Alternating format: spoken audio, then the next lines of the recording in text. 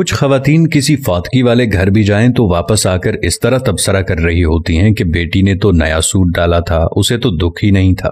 بہو تو ایسے ہنس ہنس کر بات کر رہی تھی جیسے اس کی دیرینہ خواہش پوری ہو گئی ہو۔ کوئی زیادہ رو رہا ہو تو اعتراض، کوئی صبر کر کے بیٹھا ہو تو مسئلہ، گھر صاف ہو تو تبصرہ، صاف نہ ہو تو تنقید۔ تمہیں کس نے حق دیا ہے دوسروں کو جج کرنے کا؟ کسی کا جوتا پہن کر جب تک خود نہ چلو تب تک اس کے چلنے پر اعتراض نہ کرو۔ خود تو 4 پلیٹ بریانی تناول کر کے ڈکار بھی نہ ماریں اور دوسروں پر تابڑ توڑ حملے۔ خدارا رحم کریں، کم از کم سوگ میں شامل نہیں ہو سکتی تو بلا وجہ ان کی عزت بھی نہ اچھالیں۔ یہ وقت سب پر ہر گھر میں آنا ہے اور آتا ہے۔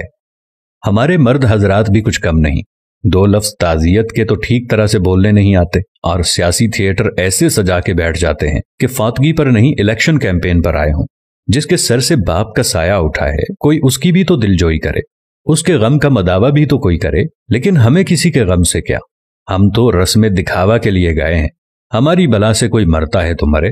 ہم تو پوچھیں گے کہ بھائی جی کھانے کا انتظام ہو گیا نا؟ کتنی دیگیں بنوائی ہیں؟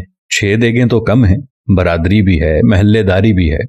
وہ بیچارہ باپ کے سوگ کو بھول کر اس پریشانی میں لگ جاتا ہے کہ کہاں سے قرض پکڑوں، کیونکہ کھانا صحیح نہ بنایا تو باتیں ہوں گی۔ ساری زندگی باپ کا کھایا، مرنے پر روٹی بھی صحیح نہ دے سکا۔ ہمیں سوچنا ہوگا کہ کون لوگ ہیں ہم۔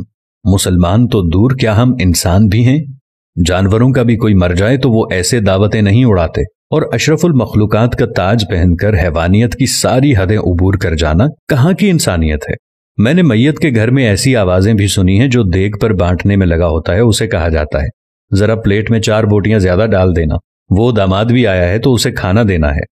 وہ بیٹی جو ماں یا باپ کی میت پر رو رو کر ہلکان ہو رہی تھی، جیسے ہی جنازہ اٹھتا ہے تو وہ سارا غم پسے پشت ڈال کر کھانا تقسیم کرنے میں لگ جاتی ہے کہ سسرال والے بھی آئے ہیں، انہیں کھانا نہ ملا تو ساری زندگی باتیں سننے کو ملیں گی کہ تیرے باپ کی میت پر تو ہمیں کھانا بھی نہیں پوچھا کسی نے۔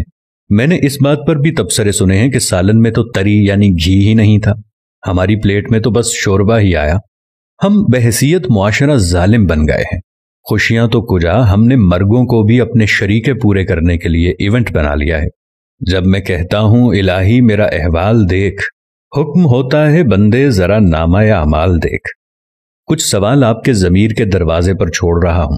کیا ہم فطیدگی کے کھانے کا بائیکاٹ نہیں کر سکتے؟ کیا ہم بھوک لگنے پر بازار سے کھانا نہیں کھا سکتے؟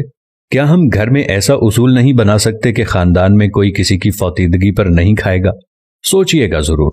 اگر میری کسی بات یا عمل سے کسی بھائی یا دوست کو کچھ ناگوار گزرا ہو تو ان سے نہایت ادب و احترام سے معذرت۔ اب یہ ہم پہ ہے کہ ہم اس بات کو آگے پھیلاتے ہیں کہ محض ایک ویڈیو دیکھ کر گزار دیتے ہیں۔